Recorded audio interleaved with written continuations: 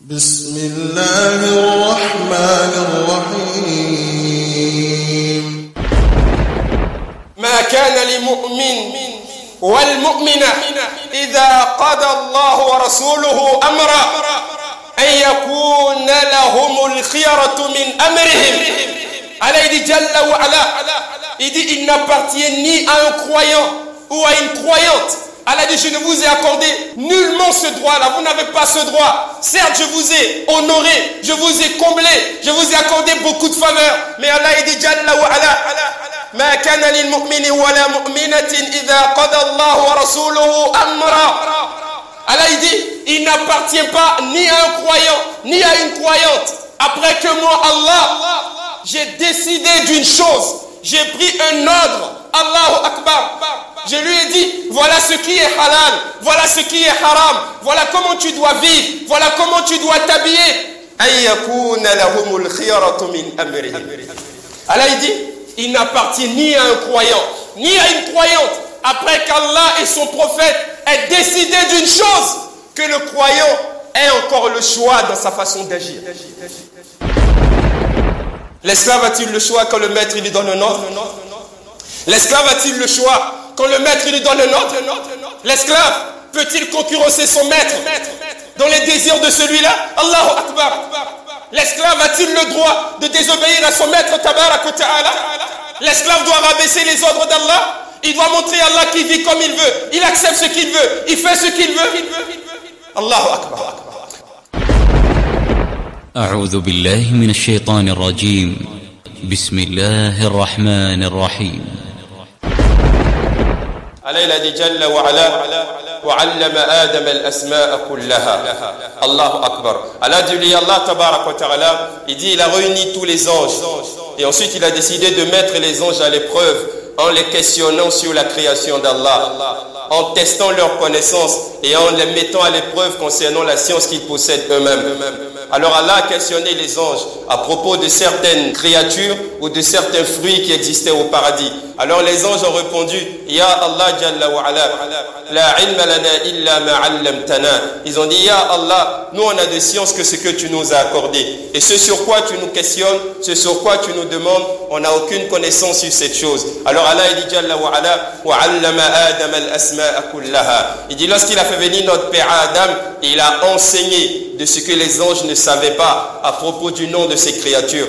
Il a enseigné à travers cela. Allah lui a dit maintenant que moi Allah je t'ai enseigné, alors informe les anges de la science que je t'ai accordée. Et notre père Adam, il a réuni les anges et il leur a dit comme vous ne saviez pas le nom de telle ou telle créature, Allah m'a informé que telle créature se nomme ceci, tel arbre se nomme ceci, tel fruit se nomme ceci. Allah dit j'ai enseigné à l'homme le nom et l'identité de toutes choses. Ce qui nous intéresse aujourd'hui, Wallah il a dit, c'est le mot al-asma qu'Allah il a utilisé dans ce haya. Allah il a dit wa'allama Adam al-asma kullaha. Al-asma ça vient de al-ism en arabe. Al-ism c'est plus que nom. Al-ism c'est plus que ça. Allahu Akbar. Dire que al-ism désigne seulement un nom, c'est diminuer le sens de al-ism. Allah Jalla wa ala, il dit wa'allama Adam al-asma'a kullaha. Il dit lui Allah il enseigne à Adam ce qu'on appelle al-asma. Et al-asma qu'est-ce que c'est? Al-asma c'est pas juste un nom. Allah ne lui a pas seulement appris ça, on appelle ça un fruit, ou ça on appelle ça une banane, ou ça on appelle ça si vous voulez une orange. Non. Al-asma est utilisé pour désigner non seulement un nom, mais un nom qui est lié à des qualités qu'on possède, à un statut qu'on a, à une valeur qu'on a. Allahu Akbar. Voilà pourquoi chez les Arabes, les noms qu'on attribuait aux individus étaient en fonction des qualités que ceux-là ils possédaient. Par exemple, Abu Bakr as-Siddiq, ils ont jeté as-Siddiq sur son nom parce qu'il était véridique, pour qu'à travers ce nom-là, on puisse savoir qui il est, quelles sont les valeurs qu'il possède. Allahu Akbar. Abi Hurayra radiyallahu ta'ala an. En fait, son nom, c'est pas Abi Hurayra. Lui-même, son nom, c'est Abdou Shams. Mais le prophète lui a demandé de s'appeler Abdallah. Mais on le surnommait Abi Hurayra. Pourquoi? Parce qu'il était très attaché aux chats. Et il adorait tellement les chats. Et à chaque fois, on le voyait jouer avec des chats. Et on l'a surnommé le père des chatons. Celui-là qui est très affectueux avec les chats, qui veut dire Abu Hurayra radiyallahu ta'ala an. Ça veut dire en fonction des qualités qu'on possède, en fonction des qualités qu'on a, on nous attribue un nom pour qu'on sache à travers ce nom-là qui nous sommes en réalité. Ça veut dire que le nom qu'ils attribuaient aux individus était en fonction de ce qu'ils espéraient de cela ou bien en fonction des qualités que ceux-là ils possédaient. Et Allah il dit Jalla wa ala wa 'allama Adam al-asma'a kullaha. Il dit lui Allah tabarak wa ta'ala, il a appris à l'homme l'identité de toutes choses. Il a enseigné à l'homme le nom de toutes choses, mais pas seulement l'appellation des choses. Allah il a appris à l'homme l'utilité de chaque chose, la valeur de chaque chose, ce que chaque chose aura représenté. Allahu Akbar. Mais malheureusement, le Banu Adam durant la vie sur la terre d'Allah tabarak wa ta'ala, l'homme il connaît le nom de beaucoup de choses. L'homme il est instruit à propos de beaucoup de choses, mais l'homme il est ignorant à propos de sa propre personne. Allahu Akbar. L'homme, il apprend les mathématiques, il apprend l'anglais, il apprend la science. L'homme, il est très instruit dans sa société. Il peut avoir une grande mémoire. Mais l'homme, malheureusement, il n'est pas instruit à propos de lui-même. Allahu Akbar. Pourtant, Allah Jalla wa ala, parmi les tout premiers enseignements qu'Allah a donné au prophète, alayhi salatu wassalam, qui est Suratul Alaq, Allah Jalla wa ala, il n'a ni parlé de l'enfer, il n'a ni parlé du paradis, mais Allah tabarak wa ta'ala, il a instruit l'homme à propos de lui-même, à propos de sa personne. Allah il dit Iqra bismi rabbika alladhi khalaqa khalaqal insana min 'alaq Iqra wa rabbukal akram. Allah dit lis au nom de ton Seigneur qui t'a créé pour montrer à l'homme qu'à la base tu es une créature d'Allah. Khalaqal insana min 'alaq. Allah dit moi Allah, je t'ai créé d'un 'alaq, de quelque chose d'insignifiant. Allahu Akbar. Iqra wa rabbukal akram alladhi 'allama bil qalam. Je suis celui qui a enseigné par la plume ou par la parole. 'Allama al insan, et c'est moi qui ai enseigné l'homme. Allahu Akbar. Donc Allah, comme tout premier enseignement, il veut que l'homme puisse se connaître lui-même, pour que l'homme il comprenne qu'en réalité, j'ai été créé par Allah Jalla wa ala.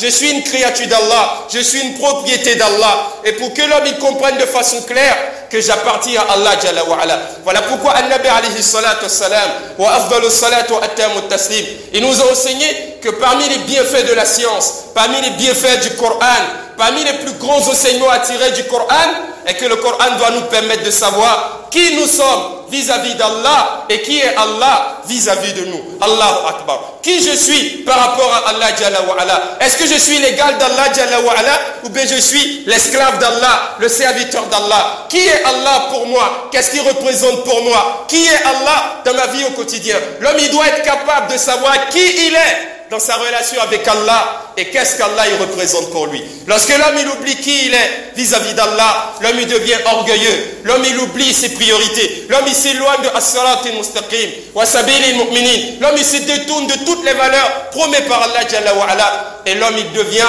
une personne, une créature qui sera ramenée au plus bas de ce qui est bas. Allahu Akbar. Et cela, An-Nabi alayhi salatu wassalam, il n'est pas allé par quatre chemins, il nous l'a défini de façon simple. Il dit celui qui veut savoir ce qu'il représente vis-à-vis d'Allah, il dit qu'il se souvienne qu'il n'est qu'un abd d'Allah, qu'il n'est qu'un abd. Je suis un abd dans ma relation avec Allah. Le prophète il dit celui qui veut savoir qui il est dans sa relation avec Allah, qu'il comprenne qu'il n'est qu'un abd.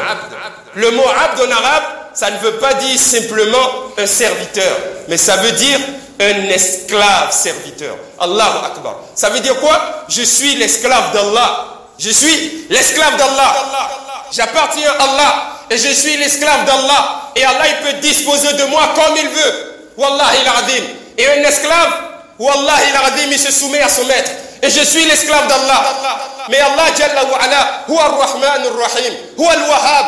Allah tellement il a été généreux envers l'homme et tellement Allah a été bienfaisant envers l'homme, malgré le fait que l'homme est l'esclave d'Allah, Allah il aurait pu nous laisser nus, on se serait baladé tout nus dans la dunya et personne ne serait couvert, mais Allah Jalla wa ala, il nous a donné des vêtements, il nous a couverts pour couvrir notre nudité, malgré le fait que nous sommes des esclaves d'Allah.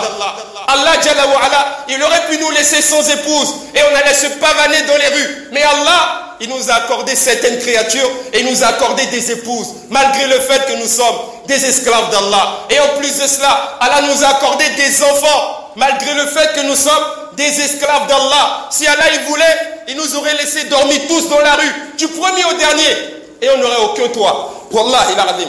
Mais Allah, il a accordé à chacun d'entre nous un toit, une demeure. Allahu Akbar. Allah, il nous a tous honorés. Allah, il nous a tous comblés de faveurs. Mais l'homme, le Banu Adam, à travers les faveurs qu'il a reçues d'Allah, il a oublié qu'il est l'esclave d'Allah.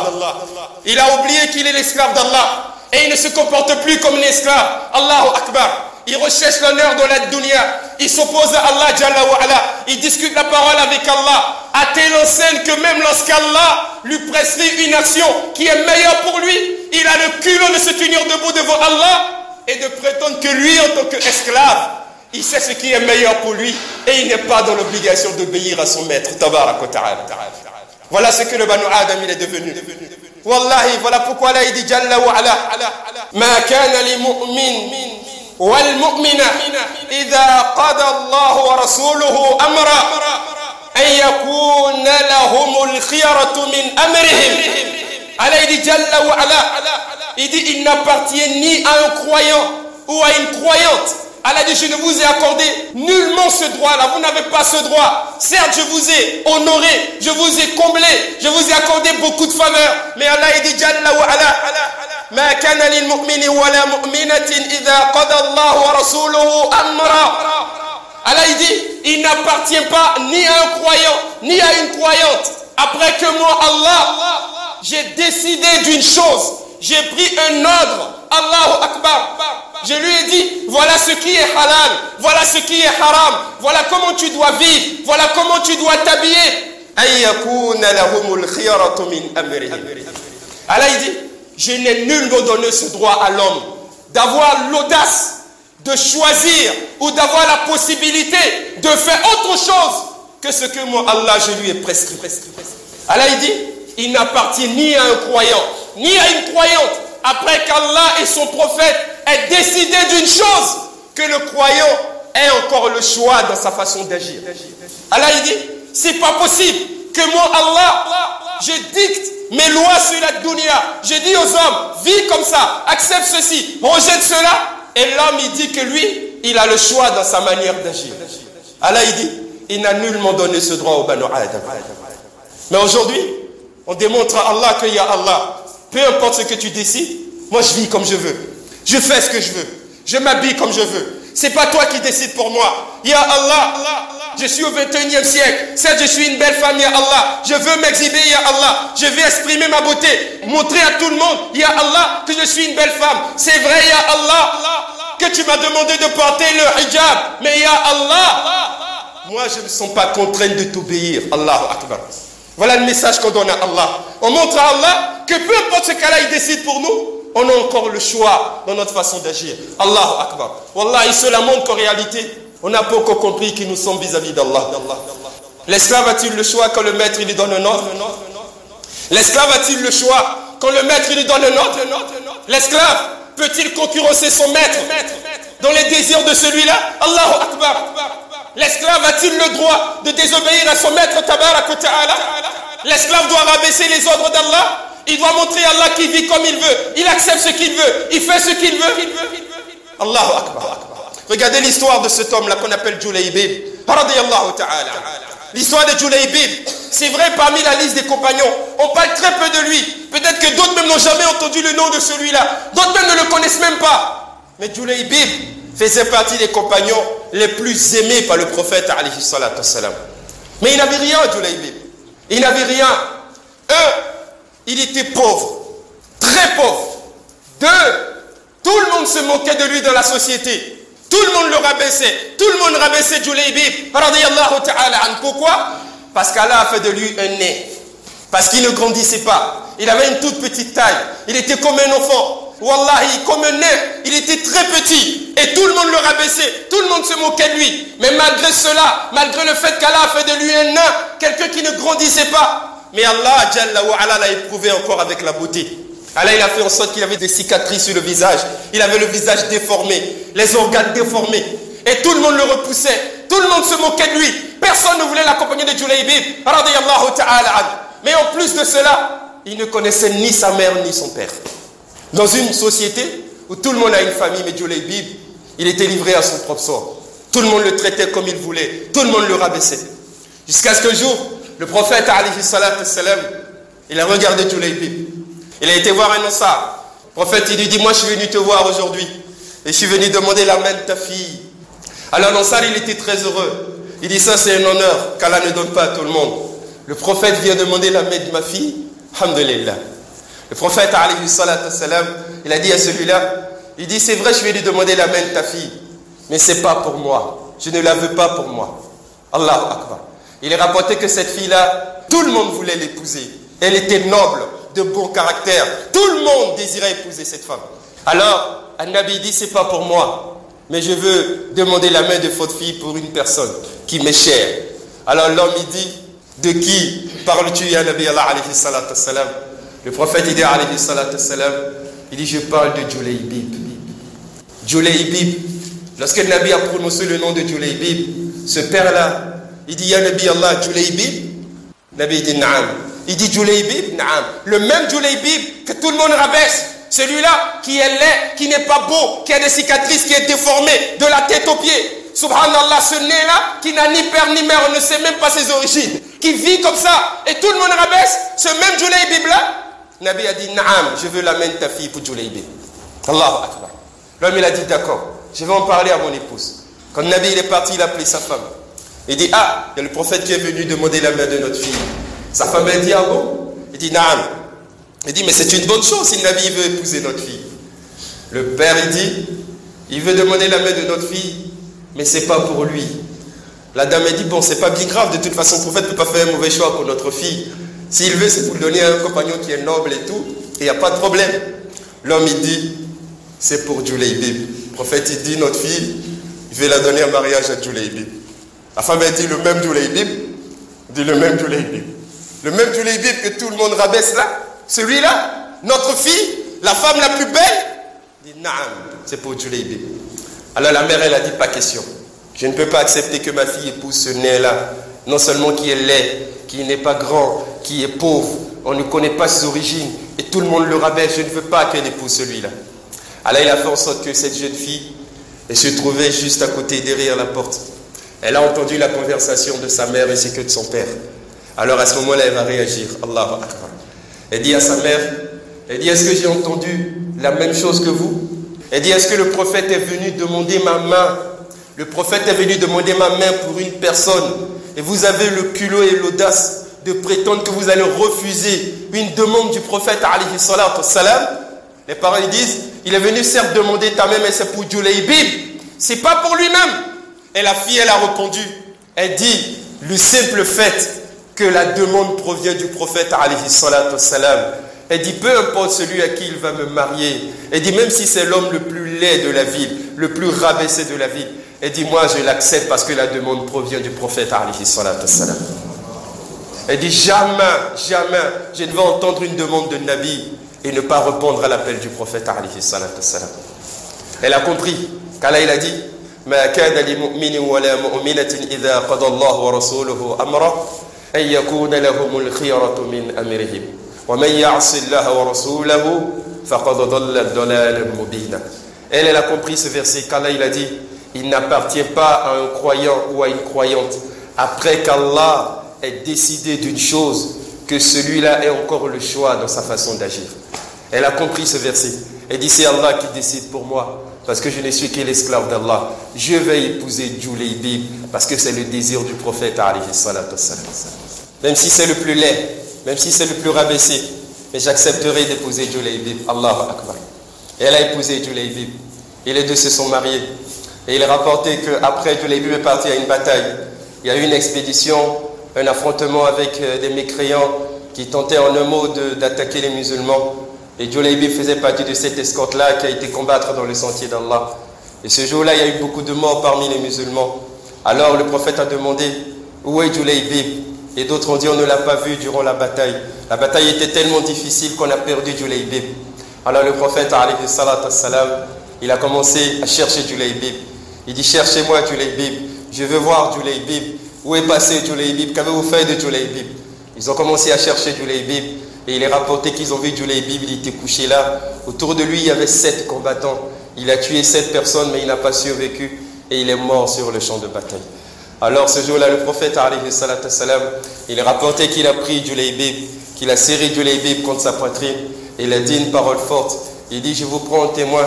Il dit, aujourd'hui, moi, Rasulallah, moi, le prophète, alayhi salatu salam, il dit, j'affirme que Julaybib fait partie de moi et moi, je fais partie de lui. Allahu Akbar. Tellement le Nabi l'a aimé, tellement le Nabi l'a accepté.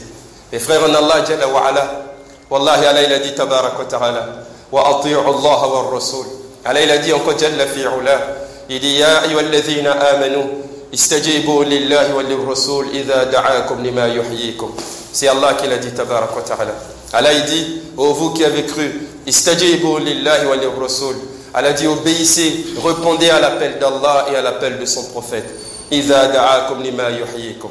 Allah dit, parce que Allah et son prophète ne vous appellent qu'à ce qui vous conduira à la vraie vie. Wallahi l'ardib. Le croyant doit être obéissant vis-à-vis d'Allah et vis-à-vis de Nabi alayhi salatu salam. Wallahi mes frères en Allah, c'est Allah qui décide pour nous. Et nous, on ne décide rien parce que nous sommes des esclaves d'Allah. C'est Allah qui décide comment on doit marcher. C'est Allah qui décide quel genre de femme on doit épouser. C'est Allah qui décide quelle nourriture on doit consommer. C'est Allah qui décide comment nos épouses doivent s'habiller. C'est Allah qui décide comment nos filles et nos sœurs doivent se couvrir. C'est Allah qui décide, Wallahi l'aradim, ce qu'on doit être dans la dunya et ce qu'on sera yawmul talaq, yawmul haq, yawmul qiyamah. Alors nous, on doit accepter que nous sommes des esclaves d'Allah et on doit se mettre au service d'Allah. Allah, il dit qu'on fasse très attention. Il ne faudrait pas qu'on laisse les faveurs d'Allah nous faire oublier que nous sommes des esclaves d'Allah. Voilà pourquoi, comme l'a dit Allah, tabarak wa ta'ala, Allah dit Jalla wa ala, wa'alamu annama amwalukum wa awladukum fitna, wa anna Allah indahu ajrun azim. Allah, il a commencé ce verset-là par wa'alamu. En arabe, quand on commence par wa'alamu, ça veut dire on doit posséder une science, et une science qui ne nous quittera jamais, une science qui nous habitera pendant un long moment. On doit avoir une connaissance sur un sujet. Et cette connaissance-là doit se déteindre sur notre vie au quotidien. Allah il dit wa'alamu annama amwalukum wa awladukum fitna. Allahu akbar. Allah dit ayez cette connaissance-là que moi Allah amwalukum wa awladukum fitna. Allah dit al-amwal, les biens que je vous ai accordés, la richesse, votre emploi, vos enfants et tout ce que vous possédez comme richesse et comme bien. Allah il dit wa'alamu annama amwalukum wa awladukum fitna. Allah dit sachez que moi Allah je vous ai accordé ces biens-là pour vous mettre à l'épreuve. Pour voir, est-ce qu'à travers ces biens-là, vous allez oublier que vous êtes des esclaves d'Allah, ou bien il aurait suffi que vous auriez un bon travail et un bon salaire, vous allez commencer à vous habiller comme vous voulez en tant que femme, à rabaisser les ordres d'Allah et à oublier que vous êtes des esclaves d'Allah, tabarak wa ta'ala. Allah il dit, wa anna Allah indahu ajrun azim. Et Allah il dit, ayez la ferme conviction qu'en réalité, c'est auprès d'Allah que se trouve la plus grande des récompenses. Wallahi l'aradim. Les biens qu'on a dans la dunya ne sont pas une récompense en un mot à nos efforts, c'est juste des faveurs qu'Allah nous donne quand Allah il veut et comme Allah il veut. La vraie récompense de nos efforts, c'est le jour de la résurrection. Voilà pourquoi, comme l'a dit Allah, Jalla wa ala, le jour des salaires, le jour de la récompense. Donc celui-là, Wallahi l'aradim, qui laisse les biens de la dunya, les faveurs d'Allah, le détourner d'Allah, le rendre orgueilleux, faire de lui un serviteur désobéissant, qui sache qu'en réalité, ces biens-là ont été mis à l'épreuve pour lui et il a échoué lamentablement vis-à-vis de ces épreuves. Combien de personnes aujourd'hui ont oublié la prière à cause de leur travail? Combien de personnes ont oublié Allah à cause de la richesse? Combien de jeunes filles musulmanes ne portent pas le hijab à cause de la mode, à cause des beaux vêtements ou bien à cause de l'honneur dans cette dunya? Combien se sont laissés tromper par l'argent et par la famille qu'Allah leur a accordé? Pendant qu'Allah dit Jalla wa ala, yumatti'ukum mata'an hasanan ila ajalin musamma. Allah il dit, soyez sûrs et certains que tout ce que moi Allah je vous ai accordé comme bien, ila ajalin musamma, c'est juste pour un temps, pour une durée déterminée. Je te ferai travailler pour un moment et après tu seras à la retraite. Je t'accorderai la richesse un moment et après je vais t'arracher cette richesse. Je te donnerai la santé pour un moment et après je vais le reprendre. Je te donnerai ton mari pour un moment. Soit il va mourir, soit tu vas mourir. Je te donnerai des enfants pour un moment. Soit tu vas mourir, soit ils vont mourir. Tout ce que je te donne, ila ajalin musamma, Allah dit, c'est pour une durée déterminée. Ne laisse pas ces faveurs-là te détourner d'Allah, te faire oublier qui tu es et perdre l'amour d'Allah. Et la plus belle des réussites, comme l'a dit Allah, yawmul talaq, yawmul haq, yawmul qiyamah.